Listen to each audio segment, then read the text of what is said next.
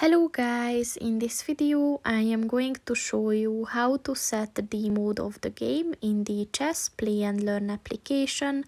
But first I just want to mention, don't forget to subscribe to my channel, because at 10,000 subscribers I am going to show you my whole YouTube revenue statistics and growth strategy, as well as how to make money online.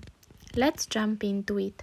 First of all, open the application on your phone and then click on the More button at the bottom of the page on the right.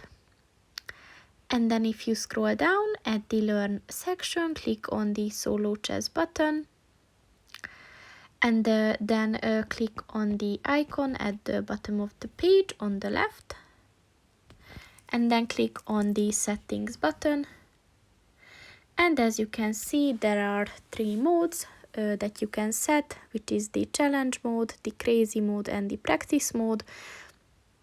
So just click on the one that you want to set and then set the level. So if you're a complete beginner, then it's advised to start with level 1. And then just click on the start button at the bottom of the page, and then you can start practicing. So that's pretty much it for this video, guys. See you in the next one. Goodbye.